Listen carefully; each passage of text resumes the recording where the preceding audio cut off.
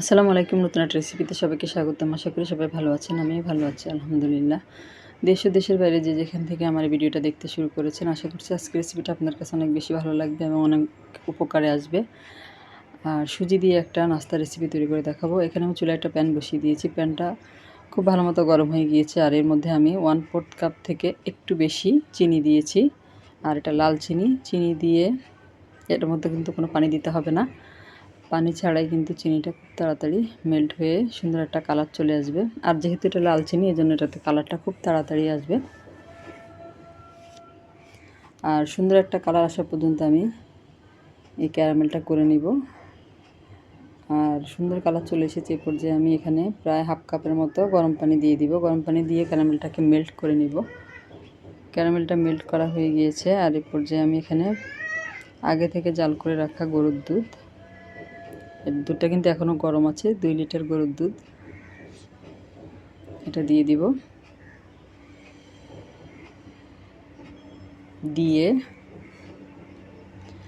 ক্যারামেলের সাথে দুধটাকে খুব ভালো মতো মিশিয়ে নিব। আর এই ক্যারামেলটা তৈরি করার উদ্দেশ্য হচ্ছে দুধের মধ্যে খুব সুন্দর একটা কালার আসবে, খেতেও ভালো লাগবে, দেখতেও ভালো লাগবে, এই জন্য। আর এটা আমি জাল করে নিব। আর এর মধ্যে আমি চিনি দিয়ে দিব। চিনিটা আপনাদের স্বাদ অনুযায়ী দিবেন, আমি আমার স্বাদ অনুযায়ী দিব। আর এই রেসিপিটা কিন্তু একটু মিষ্টি হলে ভালো লাগবে খেতে, কম মিষ্টিতে কিন্তু ভালো লাগবে না। এখানে আমি প্রায় 1 কাপের মতো চিনি দিয়েছি। সব মিলিয়ে চিনিটাও মিশিয়ে নিয়েছি। আর এখানে 2-3 টুকরো দারুচিনি আর 3টা এলাচ দিয়ে দিয়েছি সুন্দর একটা সুঘ্রাণ আসার জন্য। আর সামান্য একটু লবণ দিয়ে দিলাম।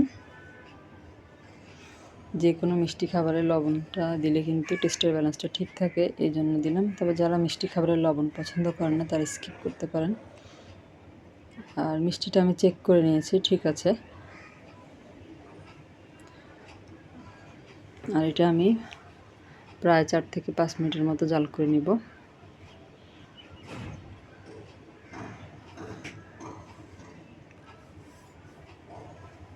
জাল করা হয়ে গিয়েছে, ঢাকনা দিয়ে ঢেকে এটা আমি একপাশে রেখে দিব। আর এখানে আমি একটা নিয়ে নিয়েছি মিক্সিং বোল। বোলের মধ্যে আমি নিয়ে নিয়েছি 4টা ডিম। ডিমগুলো আমি আধা ঘন্টা আগে ফ্রিজ থেকে বের করে রেখেছি। আর ডিমগুলো আমি ভেঙে বাটিতে নিয়ে নিব।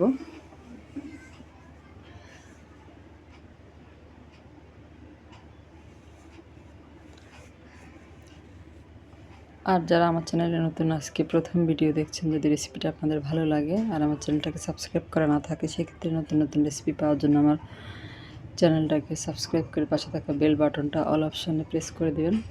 এতে করে আমি পরবর্তীতে যত ভিডিও দিব তার নোটিফিকেশান সবার আগে আপনাদের কাছে পৌঁছে যাবে। 4টা ডিম আমি ভেঙে নিয়েছি। আর এর মধ্যে আমি স্বাদ অনুযায়ী একটু লবণ দিয়ে দিলাম। আর একটা কাঁটা চামচ দিয়ে ডিমগুলো খুব ভালো মতো ফেটিয়ে নেব।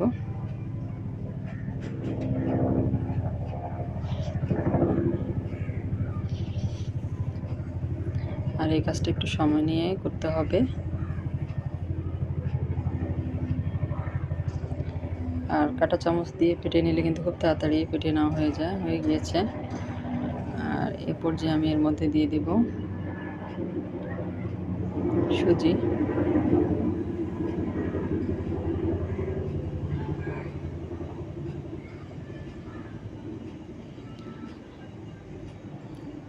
সুজিটা আমি 4টা ডিমের জন্য প্রথমে দিয়ে দিব 1 কাপ, তারপরে সামান্য একটু বেশি দিব। এর থেকে বেশি দিতে হবে না, 1 কাপ থেকে একটু সামান্য বেশি দিলে হবে।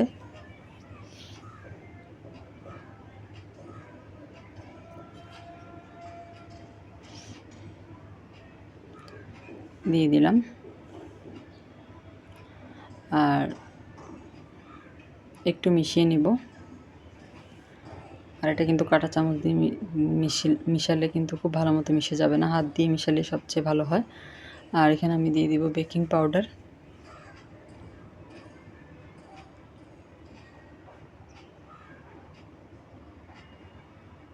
বেকিং পাউডার আমি এখানে 1 চামচ থেকে একটু সামান্য বেশি দিয়েছি, 1.5 চামচ থেকে কম দিয়েছি।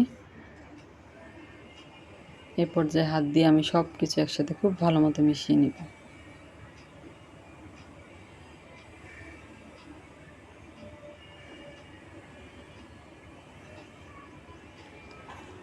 আর অলরেডি যারা আমার বন্ধু হয়ে আমার পাশে আছেন তাদেরকে জানাই অসংখ্য অসংখ্য ধন্যবাদ। এভাবে আমার পাশে থাকবেন, আমি আপনাদের পাশে আছি। আর একা একা কিন্তু কেউ এগিয়ে যেতে পারে না, সবাই সবার পাশে থাকলে সবাই একদিন না একদিন সফলতার দ্বারপ্রান্তে পৌঁছাতে পারবো, আমার বিশ্বাস।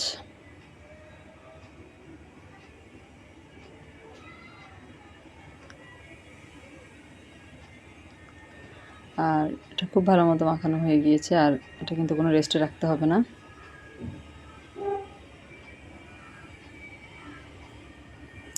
তেলটা খুব ভালো মতো গরম করে নিয়েছি, আর গরম তেলের মধ্যে পিঠাগুলো দিয়ে দিব।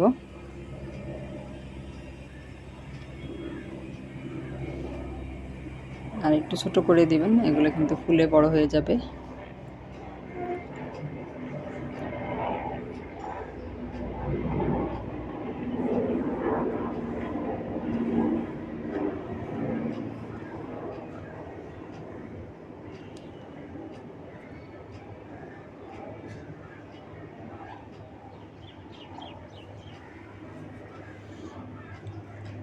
আর এগুলো বেশি ভাজতে হবে না, কোনো কালার করার দরকার নেই, 2টা পাশে একটু হয়ে গেলেই হবে, যেহেতু সুজি এটা হতে কিন্তু বেশি সময় লাগে না। এই যে এরকম সাদা সাদা কালার করে কিন্তু এগুলো উঠিয়ে নিতে হবে, ব্রাউন কালার করার কোনো দরকার নেই। এভাবে আমি সবগুলো ভেজে দুধের মধ্যে দিয়ে দিলাম, যে দুধটা জাল করে রেখেছি। এই যে সবগুলো ভেজে আমি দুধের মধ্যে দিয়ে দিয়েছি। আর এটা প্যানটা আমি এখন চুলায় বসিয়ে দিব। চুলায় বসিয়ে দিয়ে দুধের মধ্যে সবগুলো পিঠা ভিজিয়ে নেব। আর পিঠাগুলো আমি 3টা বলক দিয়ে শিরার মধ্যে, দুধের শিরার মধ্যে ভিজিয়ে রেখেছি প্রায় 2 থেকে 3 ঘন্টা। এরপর আপনাদেরকে দেখাচ্ছি, এক একটা পিঠা ফুলে ফুলে কিন্তু অনেক বড় হয়ে গিয়েছে, আর নরম তুলতুলে, মুখে দিলেই মিলিয়ে যাবে।